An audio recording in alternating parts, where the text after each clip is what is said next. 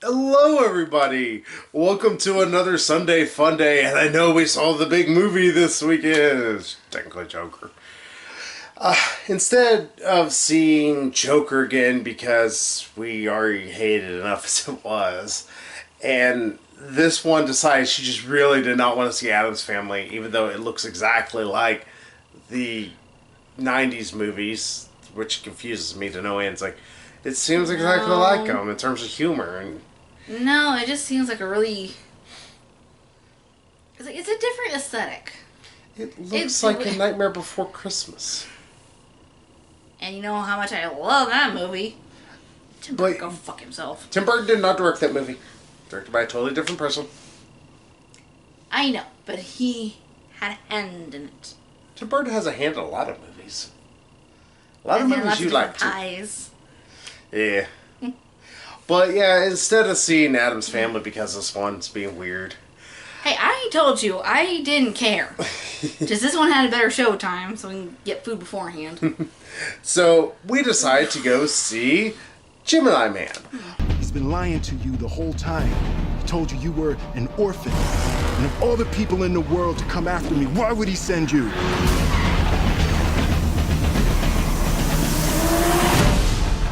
Because I'm the best. You are obviously not the best. You're just trying to rattle me. I'm trying to save you! Yeah, it's the new Ang Lee movie starring Will Smith, with Will Smith, Clive Owen somewhere in there, and so is Mary Elizabeth Winstead.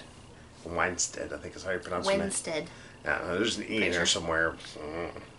No, I think there's only one E. Instead. I don't know. I don't give a lot of shits.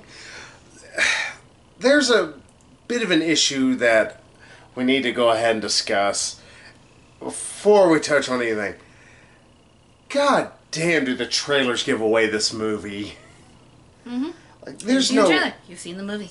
Yeah, it's one of the issues I can say really right off the bat. This film, it's not that this movie is bad. There's nothing wrong with this movie except for one thing that we will get into in a second. It's just that the trailer makes a big deal. It's like, oh, this is Will Smith having to fight against his clone. And it's like, that's the movie. Like, it really builds up the kind of suspense about the fact, it's like, oh, well, who is this mysterious assassin who's almost as good as him? You know, and also, what exactly is happening to Will Smith? Why is he being hunted? The trailer tries to make it seem like, oh, he doesn't have your bag. You don't have his baggage, so that's the reason why you're a better person than him and all this. And well, he's got his own baggage. Yeah. And even then, it's like, when they're talking about his baggage, it's just the fact that he's human. It's like... His fact that his dad left when he was 5, and his mom kind of, I guess, resented him. She was kind of a bit of a hard ass, is the best way to kind of put it. I don't know, but it's like... Well, it made it seem like she resented him for looking like his dad. Yeah, but even then, it's mentioned. It's nothing that's really pushed or anything like that. And instead, like, they keep making... Or they want to make a big deal. It's like, you don't have his baggage. You don't have his weaknesses and everything. It's like, the only weakness is Will Smith's older. That's the biggest difference. In reality, that's all it boils down into. It's not the fact that the new Will Smith, which his name is Henry, right? The original. Yeah, the old one is named Henry. Yeah, the new one calls himself Jackson. Well, throughout the movie, he's called Junior. He's Clay Jr. He's Clive Owen's Clay. What is his name? Varys. Yeah, Clay Varys' son, his adopted son, Clay Jr. or Junior, as he keeps referring to him. And by the end, he called himself Jackson at the end. Oh, he lives who? And, like I said, that's actually not a bad premise for a film. It's a decent kind of idea for a movie. And to be fair, that's one of the things for the movie. It's got good action, for the most part. There's some pretty genuine, heartfelt moments. There are moments that Junior, Will Smith still, is having to act his ass off, and it's legitimately touching. It's just, everything's gonna fucking happen. I mean, at most, like, okay, well, is the clone gonna die? Is the only thing. And that's the only thing you're like, hey, well, is he gonna live or is he gonna die? Alright, it's just, you're watching it just... Or is he gonna kill Clive Owen, or not? Yeah. Damn or it, I can't talk. Who knows what's gonna happen. It's... Yeah, that's about it. It's like, that's the biggest problem. It's like, there's no surprises thanks to the trailer. The trailer's a piss poor thing. Yeah, there's no real suspense, there's no real stakes, there's no real mystery, I don't think. There would be if the trailer was better. Because that's the thing. Like we keep saying, and it's not something we want to harp on so much, but it's just, God damn, it just ruins the movie. Yeah, the reveal that Junior is Henry's clone, they make kind of a big deal about it in the movie. It's like, okay, this would be a bigger shocker if y'all hadn't revealed in one of the trailers, oh, he's your clone. Yeah, unless it's in one of the first trailers that came out for this film. Something like that. And it's like, okay, that's... Alright, cool. So what else is there? It's like, oh, maybe there's more action sequences or anything. Maybe him and his clone are kind of fighting alongside each other. Sort of, but not really. In the same instance. It's like, there's not any more to the movie than that. In fact, the big reveal that Junior is Will Smith's clone happens like 3/4 of the way through the movie. It's like, okay, so there's not that much to this film, really, beyond what the trailer showed us. Yeah.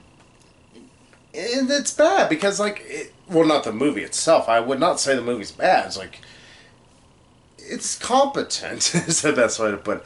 There is some good action at the beginning, some good action kind of nearish towards the middle, good action near the end. The biggest problem is its middle's really flabby at points. Like, it slows the hell down to almost a crawl. Just because it's needing to go through the what am I, who am I moments with the clone. Mm-hmm. And there's some pathos here and there, I guess, about soldiers and their uses. Are they actual weapons or whatnot? It's borderline Mobile Suit Gundam hokiness at times. So it's a little on that nose there. But I think we need to talk about the elephant in the room. And it's one of the big issues with this movie beyond the trailer. CGI. We don't mind CGI. We like it when it's good. I don't even mind it too much whenever it's fucking terrible. As long as it's if it's in a small budget movie and your CGI looks like shit, I'm not going to give you as much shit. But if you're like... Or if it's in a movie that's, okay, this movie's already kind of terrible, like in kind of a guilty pleasure kind of way. Like Battlefield Earth. Or the Power Rangers movie, the first one. Or Batman and Robin. Yeah, it's like, then bad CGI is a bit more forgivable. It's like, well, it's just one of the things that makes it such a train wreck. Such an enjoyable train wreck. Like Midway. Oh, it looks like it's going to be a glorious train wreck. It looks like it's going to be nothing but fucking random people yelling at people and then fighting happening for no reason, seems. Yeah, CGI in this movie. Mind you, this is a $140 million flick. It's god-awful at times. There's a few times the young Will Smith thing looks fine. It looks perfectly passable. There are other times it looks like Clue from Tron Legacy, which was uncanny valley weirdness. It's really rubbery looking at times, really plastic and just fake. Yeah, it's like you just... Yeah, it's like you can see the strings in manner of speaking. It's just... Yeah, and then there's like the one motorcycle fight they have, which it's ridiculous as hell, but it's directed by Ang Lee. I do Crouching Tiger, Hidden Dragon. I can forgive a little ridiculousness. And only that, but it's not a movie that's trying to be super serious like John Wick, so I can kind of forgive some silliness. Yeah. I mean, it's being somewhat serious with its own plot point, but still, it's like, it's about a fucking clone army. That, some evildoer that's twirling his mustache. Mm-hmm. But, like, that has some really funky CGI throughout it there's at one point this battle at the end that happens in this one, surprise, surprise, there's another clone that just kind of is thrown in at the end of the movie. Who's younger than Junior. Yeah, they kind of killed pretty easily. It's like, by the fact that they made him to where he's like, he feels no pain, he has no fear, he's a more perfect version of both Henry and Junior. Yeah. It's like... But they light him on fire, and instead of the good old-fashioned, alright, we're going to have, stuntman come on set for a little bit, and we're going to light the poor bastard on fire. Because, to be fair, the clone is in an entire suit, so you could easily get away with that effect. It's not going to be hard. Instead, they go with this CGI monstrosity. It looks like they went up to Sci-Fi and went, hey, you got some leftover footage we could borrow real quick? And that's exactly what you get. It's just really obviously fake and super shitty fire effect. And it's like, what the fuck is this? Why is this?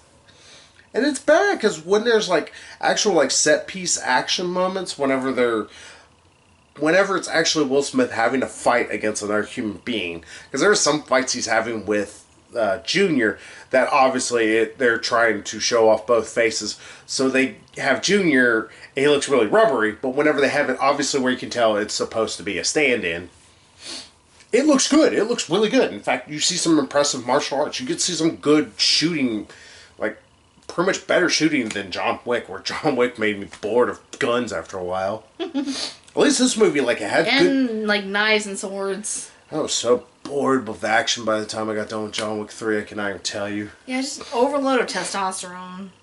Overload of something. Overload of bullshit. But this movie, the action sequences never felt like they went on just too long. It's like they felt like they were just right.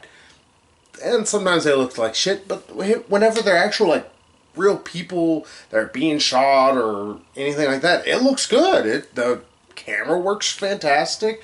The action that every character's doing looks really good. And this is it's a PG-13 that has a motherfucker in it, too. So, hey. Yeah, just to explain AMF. Yeah. It's like, this guy getting AMF'd. It's like, what's AMF? Adios, motherfucker. Adios, motherfucker. It's like, alright. There we go. But yeah, it feels bad kind of ragging on this movie because it's not great, don't get me wrong there. But it's a movie that's hurt by the fact that CGI feels very rushed at a lot of points. Yeah. The trailers do it no service whatsoever. Just give away the entire plot of the film. And on top of everything, it's going up against movies that realistically it should not have been set up against. It shouldn't have been set up against a horror-themed kids film. And against a shitty DC film. I don't know. I don't hate this. That's one of the big things. One of the big takeaways. I didn't hate this either. To me, it was just... meh. I have seen far worse spy thrillers, because realistically it's kind of what the movie is. It's sort of a spy thriller. Yeah, because he works for this intelligence agency. Yeah. The DIA. Yeah, Defense... Intelligence Agency or something. Yeah, I don't know what the hell that is. It's like, so we couldn't afford calling it Central Intelligence Agency. Let's just make it the CIA. Yeah, he's of course a sniper. It's actually rather impressive seeing one shot he takes at the beginning of the film. Mm-hmm. At a moving train, shoots it. And pops a guy in the neck. Yeah. So that's a hell of a shot there. And the one thing, I did make a comment to him at one point that, when he takes a shot, there's a little girl standing next to his target, and he was kind of riled by the fact, if I'd have missed, that girl would have been hit. Yeah. And, that kind of caused him, okay, I'm just going to retire. I'm not tired of this. Yeah, especially since in his eyes, he missed the shot, even though he did hit the guy. Yeah, because I think he was aiming for the head, but he got the neck or something. It's like, well, you still killed him. It's still a kill shot, so. Not as good as my shot against you in a tank. I still don't know how you managed to snipe me while I was in a tank and somehow also blow up the tank. I just got big dick, what can I say? It just does awesome things. Might as well shot you with my wiener. She's trying so hard not to laugh real hard. So glad I was not taking a drink. Yeah. I've just been wearing it. Hey now. It's like you were yesterday. Yeah, I don't know. It's hard to try and recommend this almost to people. Not because it's a bad movie. I mean, it's got good, competent action. It's got pretty good acting for the most part. Clive Owen's a little on the hammy side. Yeah, it's like kind of my problem with Clive Owen's. Like, okay, he kind of does good at playing a villain, but at the same time, his character is not compelling enough as a villain to make me want to either hate him or dislike him or like him or like love to hate or anything. It's like I feel nothing for him. It's like it would have been cool if we got to see more of him being a bastard. Yeah. Like see him gun down like a school full of children or something. Not saying that would be what I really want to see, y'all.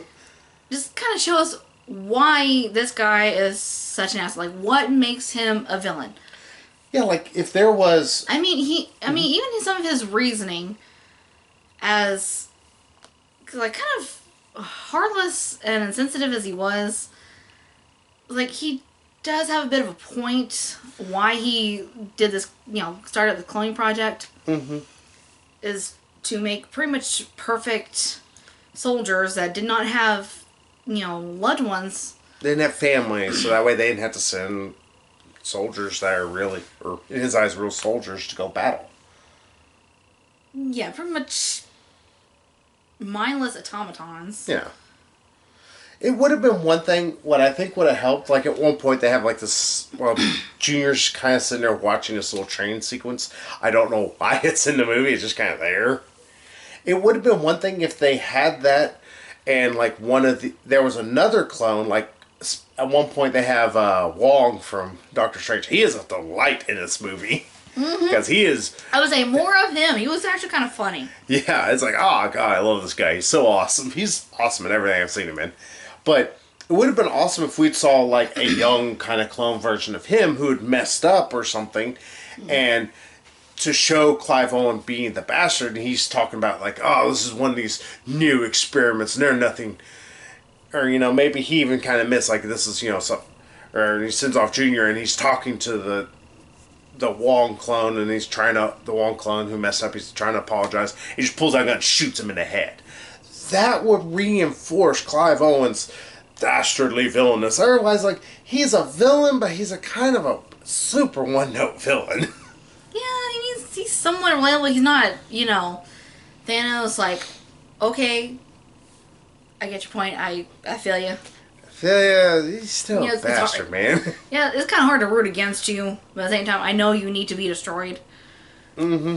But I really feel nothing for Clive Owen. Yeah.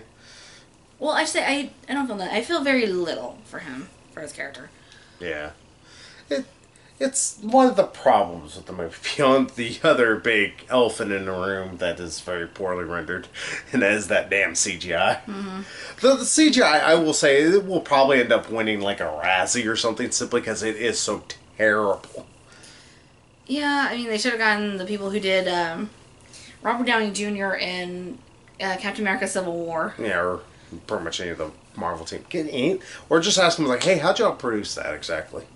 Because, again, it's all just facial capture stuff, but I know the rig they had Will Smith wear, it was something similar, but because of it, it's like I said, there's sometimes like, oh, it looks really good. Like, at one point, Junior's having a very emotional scene with him and Clive Owen. It's like, alright, that's a really good scene. It's actually got some pretty decent CGI there to make Junior's face. There's other times, like, there's one point at the end where Junior looks like this fucking weird Gumby person. It's just arms just like you're flailing everywhere, and it just he looks like a giant CGI monster, and it's like, what the fuck are we looking at? It's so weird. So, any more you want to say about Gemini Man? No. So, what would you give this as a final score? I